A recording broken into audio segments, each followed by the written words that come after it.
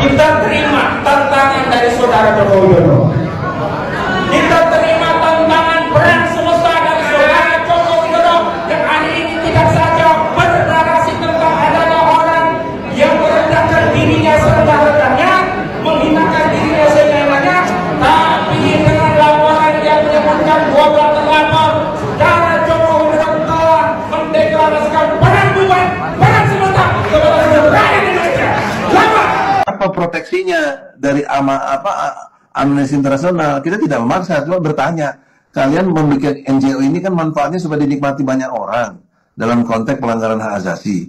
Tapi kita udah jelas ada kayak begini, tapi nggak dianggap penting. Terus apa yang dipetik dari Amnesty Internasional ini menyangkut marwah, kredibilitas, integritas negara kesatuan Republik Indonesia, sama dengan mempermalukan Indonesia di mata dunia. Teman-teman itu kan dapat SPDP. Ini ada 12 sekarang ini.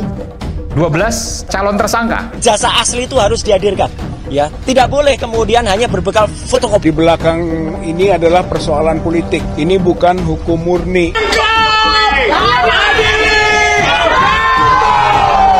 Orang melaksanakan hukum ada asas legalitas, jadi mau ditahan. Tidak ada satu pasal pun di Republik ini yang memperkenankan menghukum orang yang memegang perintah undang-undang. Bahwa si ini kemungkinan yang menjadi anak buah Paiman Raharjo. Ya Allah. Ya Allah. Kalau yang saya ucapkan selama ini. Aku khilafah. Aku khilafah. Aku khilafah. Aku khilafah. Pertegas ini. Mari kita geruduk KPK dan kantor kepolisian untuk mengingatkan bahwa segera melakukan penyelidikan terhadap Presiden Jokowi. Siap? Hadiri Jokowi.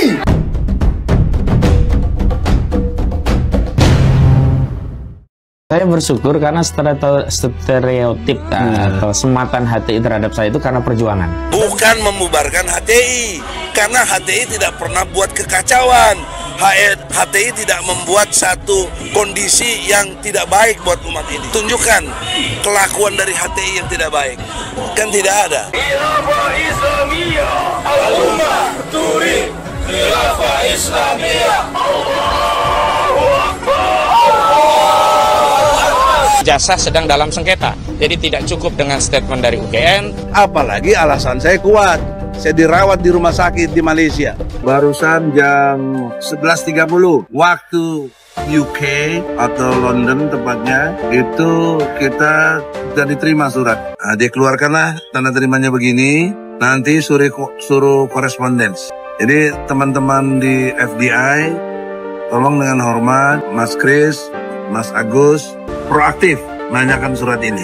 Terus apa yang dipetik dari Amnesty Internasional ini menyangkut marwah, kredibilitas, integritas negara kesatuan Republik Indonesia, sama dengan mempermalukan Indonesia di mata dunia. Akhirnya orang dunia mengatakan, wah Indonesia ternyata seperti ini. Sadar nggak akan mengurangi investor-investor yang akan masuk ke bangsa Indonesia ini untuk mengembangkan bangsa Indonesia ini. Kasihan Pak Prabowo, berangkat ke Amerika, berangkat ke sini, hanya untuk menarik investor supaya menanamkan investasinya di dalam rangka mengembangkan negara kesatuan Republik Indonesia. Saya terpaksa buka ini supaya watak dan otak kita tuh terbuka gitu loh. Jangan jelek-jelekin bangsa Indonesia ke mata dunia. Sama dengan kau tuh mengurung ya Indonesia supaya mata dunia itu tidak melihat ke Indonesia. Orang sudah lari ke Apollo, lari uranium, lari nuklir. Yang di sini dibicarakan masalah ijazah, masalah perusakan rumah ibadah, yang nggak jelas semua gitu loh. Menghancurkan wacana dan tatanan kerukunan daripada bangsa Indonesia. Ingat loh, cara-cara mereka sudah memecah belah. Namanya orang awam, ada yang ngerti, ada yang nggak ngerti, dikiranya bener. Apalagi waktu Pak Rektor ngomong tuh dikiranya mantan rektor tuh bener kali itu, atau belangsapan semua kan. Besok-besok dia minta maaf dengan alasan yang tidak bisa dipertanggungjawabkan. Itulah saya kadang-kadang terpaksa saya ngomong, ya rodok gendeng titik loh. Ya masalahnya kok nggak sadar-sadar terus gitu loh. Sampai kapan selesainya masalah ini? Warga negara harus mempertanggungjawabkan perkataannya, perbuatannya secara pidana, hukum. Sekarang pertanyaan saya, kenapa saya kakinya harus ada di ranah pidana? Apa pidana yang saya lakukan? Saya seorang saintis, sedang melakukan pekerjaan sains. Saya seorang guru, seorang akademisi, sedang melakukan pekerjaan saya untuk memberikan edukasi kepada masyarakat. Di mana letak pidananya? Nggak ada sama sekali.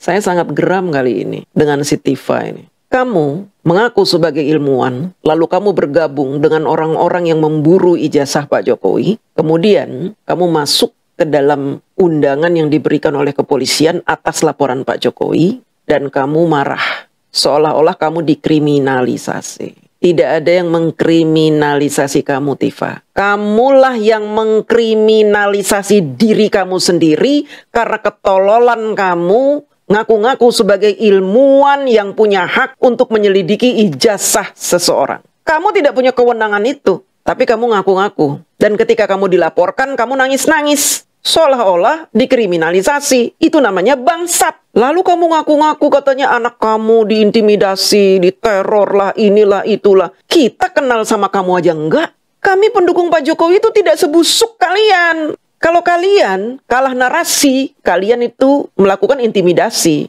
Kalah narasi, kalian persekusi kami. Saya korbannya. Kalau pihak kami tidak ada yang seperti itu. Berapa banyak korban yang telah diintimidasi oleh kalian pendukung Anies Baswedan? Ade Armando digebukin di depan gedung DPR itu. Katanya oleh mahasiswa. Bukan mahasiswa itu. Itu ormas terlarang yang gebukin Ade Armando.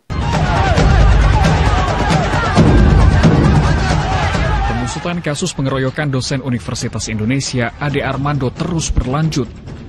Polisi telah menetapkan 7 orang tersangka dengan peran yang berbeda-beda. 6 orang berperan sebagai penganiaya, sementara 1 orang tersangka sebagai provokator. Pengeroyokan Ade Armando terjadi saat unjuk rasa menolak jabatan 3 periode berlangsung Senin kemarin di dekat gedung DPR. Ade Armando itu masuk ke dalam catatan orang-orang yang dicari oleh FPI dan HTI. Saya nomor 11. Ade Armando kemungkinan nomor 6 atau 7 itu. Makanya saya tahu ketika nama saya dimasukkan nomor 11, maka saya pasti akan dicari-cari oleh FPI dan HTI. Dan benar saja, 30 orang mendatangi saya. Agenda besar terkait dengan upaya untuk merusak kredibilitas Jokowi sebagai orang yang pernah memimpin di negara kita. Kan kayak gitu kan, Bang? Yeah. Downgrade, kemudian menghilangkan semua legasinya. Sejak Jokowi pertama kali jadi presiden 2014, ini berkumpul. Mulai dari yang tidak suka, mulai yang membenci, mungkin juga kalah pemilu, merasa ditinggalkan, kumpul. Kenapa kumpul pasca 2024 setelah Jokowi tak lagi jadi presiden? Karena mungkin bagi mereka, waktu yang paling pas untuk memberikan serangan sporadis. Bahasa KPU-nya mungkin secara sistematis, terstruktur dan masif setelah Jokowi tak lagi jadi presiden. Jadi kita bagi yang mengerti silahkan terus diskursuskan khilafah. Jadi keliru sekali ketika ada yang menyatakan anugerah terbesar bagi bangsa Indonesia adalah Pancasila. Keliru. Khilafah itu sebuah diskursus, sebuah kondisi konsep. Khilafah itu ajaran Islam. Kami siap hadir di kantor Bapak. Kalau Bapak minta saya ajari tentang khilafah, insya Allah. Jadi Anda ini di mana ini? Kan sudah jelas ini. Habib Rizik, Dr. Egy, SPI, HTI. Di mana letak kesalahan bendera ini? Ini kalimat mulia. La ilaha illallah Muhammadur Rasulullah. Jangan halangi kita ke UGM. Kau harus melakukan sangat introspeksi diri. Apa kau berlaku jujur, benar, dan adil. Oleh karena itu, kita berharap Allah beri hidayah kepada Prabowo. Amin. Takbir. Takbir. Ijazah ini domain publik, digunakan oleh seseorang untuk mencapai kekuasaan dia. Ini domain publik.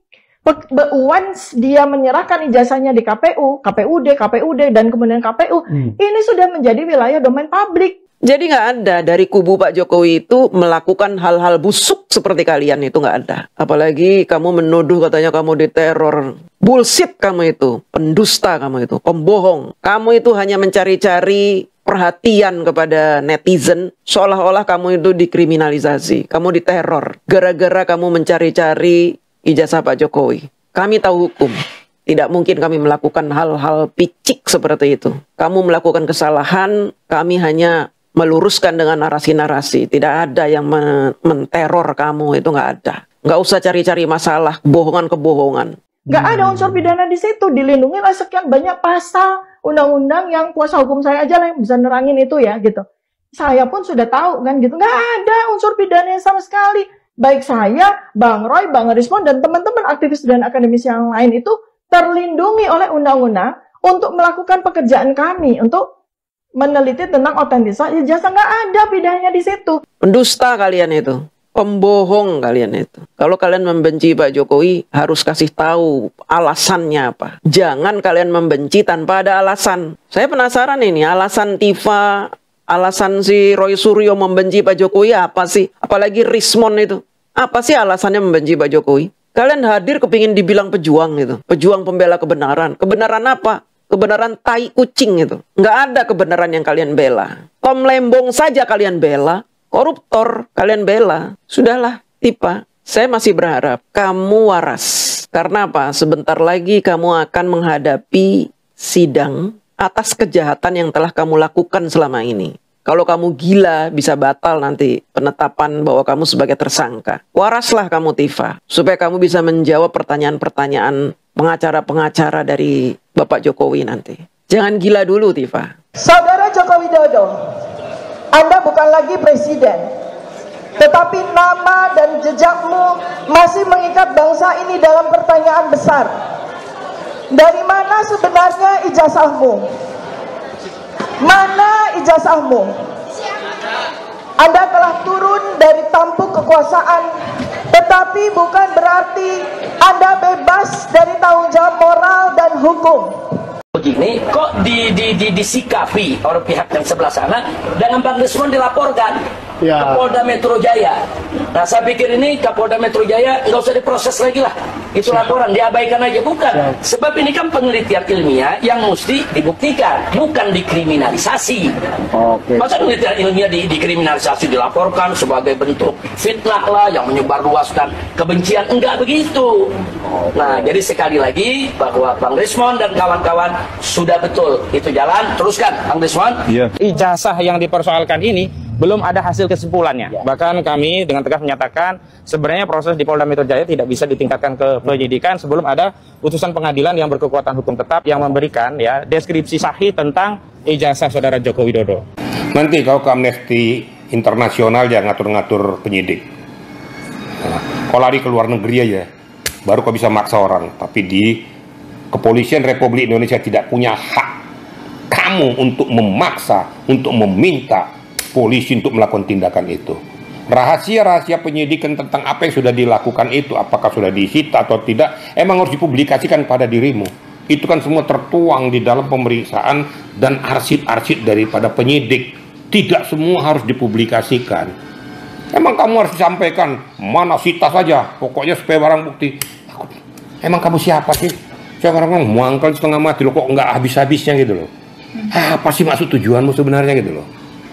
Saya berbicara di sini ya, tidak punya tendensi apa-apa, tapi berbicara khusus masalah ijazah saya di sini ya.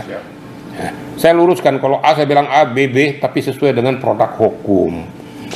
Jangan permainkan hukum lah untuk kepentingan-kepentinganmu. Dengan segala macam cara mendatangi orang lain, datang. Lama-lama nanti kalau ada nanti dukun di Gunung Sindur kau datengin nanti. Supaya minta petuah atau minta apa namanya? Minta petunjuk apa yang harus kau lakukan. Nggak dapat, ke Wetobi sana kau nanti kau. Ke NTT sana minta gunung yang berapi itu. Siapa tahu nanti erupsinya tuh datang berikan wangsit kepada dirimu gitu loh. Saya ngomong udah mangkal banget loh. Kok itu lagi gitu loh. Sudahlah, kalian terlepas segala kekurangan beliau sebagai mantan presiden ke-7, kamu nggak pernah menerima jasa-jasa beliau, ya. Pernah saya sampaikan, saya udah kenyang di daerah konflik, saya kenyang, saya bertugas di mana-mana sudah kenyang, daerah timur sudah kenyang, tapi dibanding dengan beliau, ya, nggak ada apa-apanya saya ini, ya. Beliau sudah mempunyai wacana secara global untuk membesarkan Indonesia. Tolonglah dilihat juga di situ. Apa kalian nggak malu gitu loh? Dengan kau menjelek-jelekkan presiden atau mantan presidenmu tuh di dunia internasional, kalian mempermalukan Indonesia. Mempermalukan Indonesia kalian gitu loh. Ini yang kalian nggak pernah berpikir gitu. Sampai ke Amnesty Internasional ada orang lagi ke sana. Apalagi kerjanya nih. Maka saya bilang lama-lama ke Gunung Sindur atau ke Tobi sana gitu loh. Nah, kalau nggak Gunung Semeru sana pas lagi erupsi kau berada di bawahnya. Ya syukur-syukur nggak kena asapnya ngomongnya. Itu kira-kira saya enak-enak aja. Saya dengan cara ilmu udah susah gitu loh. Terpaksa sedikit cara preman juga saya kan. Ya mereka preman, saya juga lebih preman gitu loh. Ya ini kesempatan saya untuk bicara kepada dan untuk menjadi ilmu ya, pengetahuan buat kita semuanya. Jadi inilah mungkin makar Allah ya, karena kan belum apa-apa, kenapa laporan yang bahkan statusnya juga belum jelas. Saya baru diundang dalam undangan klarifikasi gitu ya. Tiba-tiba naik dari penyelidikan ke penyidikan, gitu kan? Sementara ya rasa-rasanya kan mestinya yang data-data yang dimiliki oleh Polda itu kan masih jauh sekali dari sempurna, jadi untuk bisa menaikkan sebuah status gitu. RH sudah mulai memanggil si Tipa ini dengan gelar dokter, tidak lagi manggil doktor gitu ya. Oke, yang kedua masalah makar Allah. Dia ini menyebut-nyebut Allah itu sedang berbuat makar terhadap pendukung Jokowi, terhadap Pak Jokowi, terhadap kepolisian, terhadap UGM, terhadap orang-orang yang membela Pak Jokowi. Dan ini lagi-lagi dia menggunakan tameng Allah gitu ya untuk membuat sebuah pembenaran supaya banyak netizen yang percaya kepada dia. Memang ciri-ciri orang yang nggak mau kalah, tidak mau mendengarkan, anti kritik, tidak mau disalah-salahkan, maka dia akan menggunakan nama Allah. Makanya tidak heran dulu itu sebelum ormas-ormas terlarang itu dibubarkan, apa yang mereka gunakan? Takbir, kalimat-kalimat tauhid dia pakai. Bahkan bendera-bendera hitam dengan dituliskan kalimat-kalimat sakral bagi umat Islam supaya banyak orang mendukung mereka karena mereka menggunakan tameng-tameng Allah untuk membenarkan kejahatan yang mereka lakukan terhadap bangsa. Jadi pertanyaan saya kan kenapa sih buru-buru? Karena itu mungkin Allah jadi menolong kami ya. Jadi sampai dengan hari ini sudah ada di tangan saya itu 3 bundel dokumen sarjana ya, UGM Universitas Gadjah Mada yang lulus tahun 1985 ya. Nah, ini buat saya adalah sebuah rencana Allah begitu kan, untuk menjadi sebuah imbangan dari peningkatan status dari penyelidikan menjadi penyidikan. Demikian pula kubu si Roy Panci, terutama Tifa ini. Dia selalu menggunakan nama Allah untuk membenarkan apa yang dia telah lakukan. Dia melakukan penipuan besar-besaran terhadap rakyat Indonesia, mengatakan bahwa ijazah Pak Jokowi palsu. Padahal UGM sudah bilang asli, polisian sudah bilang asli, pengadilan pun bilang asli, sekolah-sekolah tempat Pak Jokowi sekolah SD, SMP, SMA bilang asli. Bahkan orang yang menggembar-gemborkan bahwa ijazah Pak Jokowi palsu, si Bambang Tri dipenjara bersama fasilitatornya si Nur Sugi itu, yang ternyata Nur Sugi hanya lulus kelas 5 SD. Ada kekhawatiran kami kalau tidak disita. Ini kan sudah banyak ya kasus-kasus belum sampai selesai itu kebakaran ya. Di Kejaksaan Agung lagi memeriksa perkara tertentu kebakaran. Di Pasar Pramuka ada modus operandi pemalsuan di sana juga kebakaran. Nah, apa bisa hanya berbekal fotokopi naik ke penyidikan? Ini aneh juga. Ini adalah penunggangan hukum oleh kepentingan politik atau kepentingan pejabat politik atau mantan pejabat politik. Ya, karena itu anggapan bahwa kekuasaan selalu benar itu adalah suatu kesalahan. Saya ingin mengatakan bahwa sudah waktunya Polri berbenah diri ya. Mengapa rakyat menjadi apatis dengan hal tersebut? Ambil order di kios depan, dikasih ke kios belakang, lalu didesain di kios belakang, lalu sampailah langsung ke pembeli alias konsumen. Yang jelas tertera di sini, we have received the following letter at following letter ya. 11:30.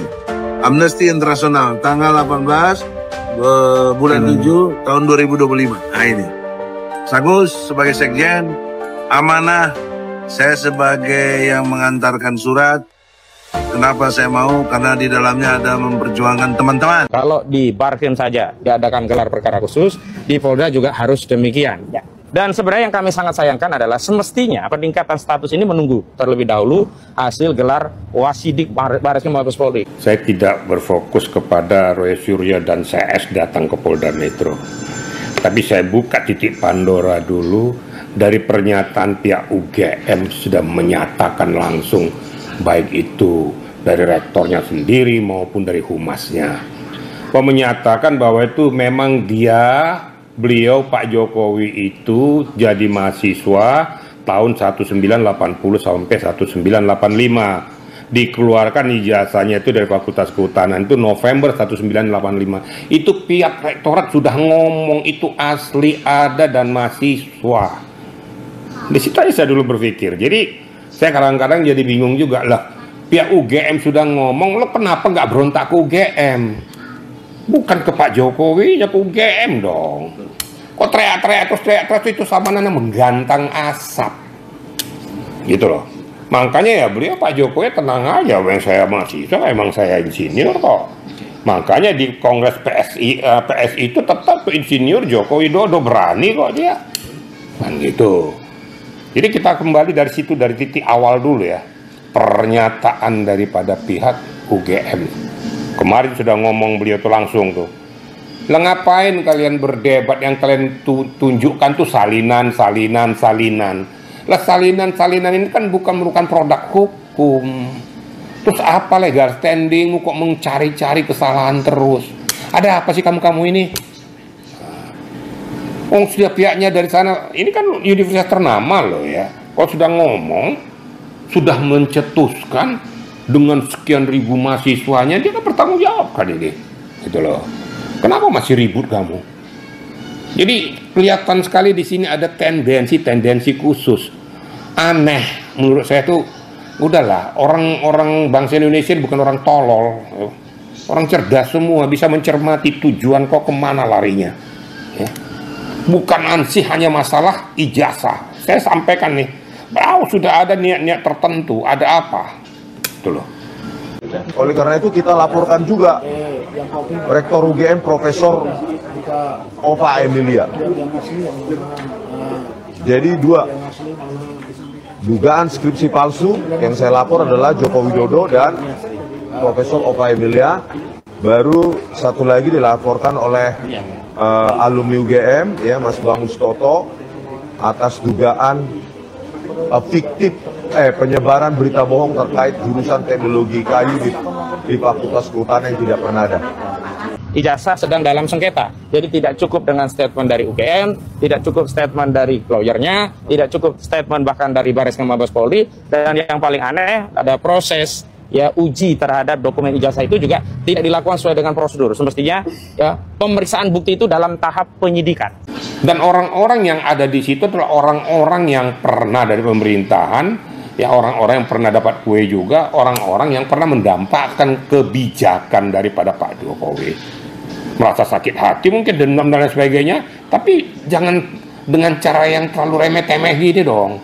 Ini terlalu kecil sekali gitu loh cara kayak gini. Kok ngejar-ngejar ijazah aja, beliau sudah jadi rakyat juga masih ijazah aja. Dari sini dulu saya bicara, baru masuk kita ke tingkat mereka berduyun-duyun ke Polda, kan begitu ya? Nah mereka mau ngapain ke sana tuh? Mau minta gelar perkara khusus, emang kamu yang ngatur? Ini kan masih di tahap penyidikan dan belum menentukan siapa tersangkanya. Kok kamu sudah ribut? Waduh, amit-amit ya Bang, ini orang-orang ini perlu diperiksa juga semua ini. Kok sampai sejauh itu kau berpikir mau gelar perkara apa kamu?